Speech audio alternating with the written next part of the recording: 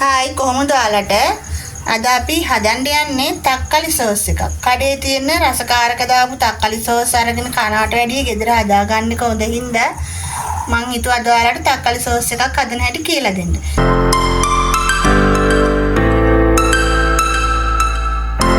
මෙතන මං අරන් තියෙනවා අපේ වැඩේට තක්කලි ග්‍රෑම් 500ක්. ඒකට අපි ගන්න ඕන හොඳට ඉදිච්ච රතු පාට තක්කලි.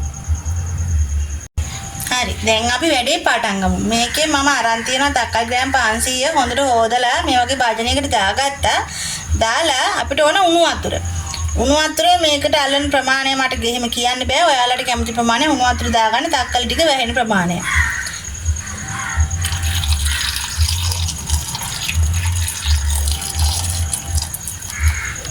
මේ ආකාරයට උණු වතුර තක්කලි ටික වැහෙනකම්ම දාලා විනාඩි 5ක් 10ක් වහලා තියන්න ඕන. මේ විදිහට අපි විනාඩි 5ක් 10ක් මේක ටිකක් තැම්බෙනකම් වහලා තියනවා.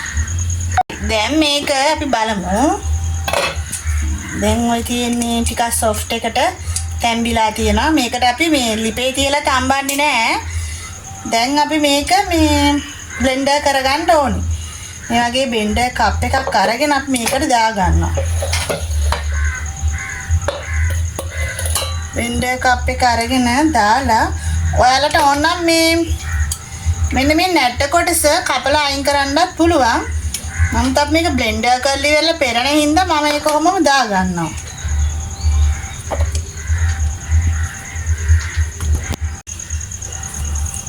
හරි.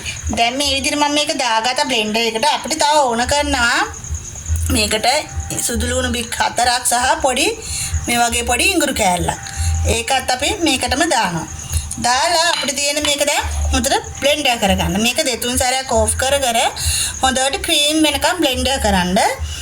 වතුර චුට්ටක්වත් දාන්න එපා. මේකේ තියෙන වතුරේකම තමයි ඒක අපි බ්ලෙන්ඩර් කරන්න ඕනේ. මේ තියෙන්නේ මම බ්ලෙන්ඩර් කරගත්ත තක්කලි ටික. මේකට මම වතුර පොඩ්ඩක්වත් දාලා නෙමෙයි මේ බ්ලෙන්ඩර් කරලා තියෙන්නේ. ඊට පස්සේ අපි කරන්න ඕන මේ වගේ ඇතිලියක් ගන්නවා. මැටි ඇතිලියක් අරගෙන මැටිම ගන්න. මොකද මේ තක්කලි නිසා ඇලුමිනියම් වල දාන්න එපා.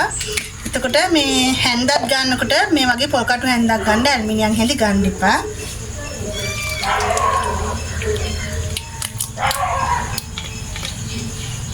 දාලා අපි හොඳට මේක දැන් පෙරා ගන්න ඕන.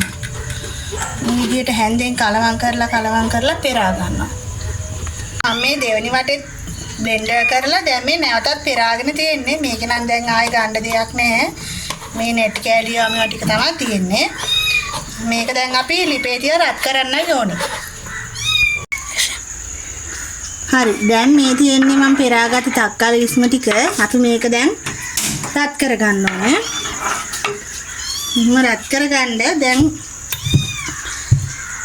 මේකට අපි දානවා ලුණු ටිකක්. ලුණු වල ප්‍රමාණය නම් මට කියන්න බෑ. චුට්ටක් ඔයාලා බලලා ඒක දාගන්න. තව දානවා අපි සීනි. සීනි දැනට මම තේ හැන්දක් දානවා. ඒක කරලා ආයේ මිරිස් කුඩුත් තේ හැන්දක් දානවා. බලලා අපි පස්සේ ටික හදාගමු.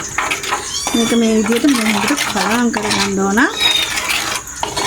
මේක ලිපේ තියලා ඔයා කොහෙවත් ගන්න එපා. ළඟ ඉඳන් හොඳට කුරු ගා ගන්න ඕන.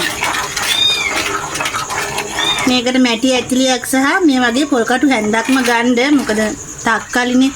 ඒ නිසා ඇලුමිනියම් භාජන ගන්න එපා.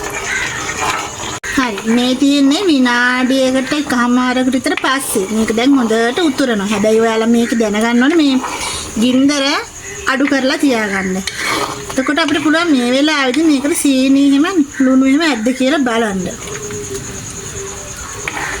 මට සීනි ටිකක් මදි. මම ඒකට තව ටිකක් සීනි දාගන්නවා.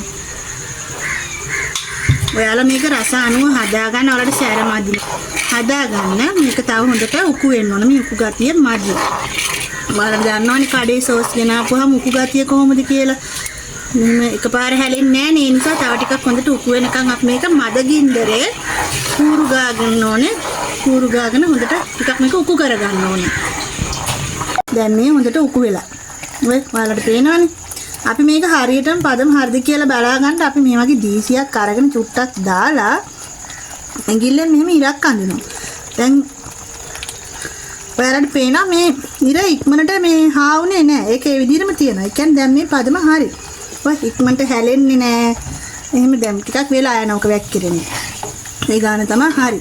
අපි දැන් එතකොට මේකේ ලිප ඕෆ් කරනවා. හරි. මේ තියෙන්නේ අපි හදාගත්ත තක්කලි සෝස් එක. මේ බලන්නකෝ ලස්සනට පාටට තියෙනවා. ඔයාලත් මේක හදලා බලන්න.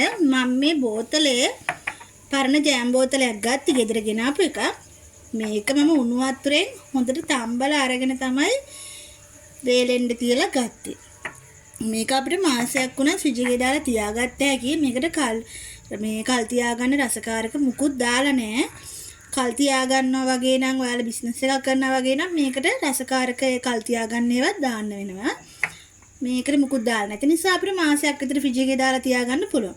ඉතින් මේක ඔයාලත් හදලා බලන්න. හදලා බලලා රස කොහොමද කියලා මට කමෙන්ට් එකක් දාන්න.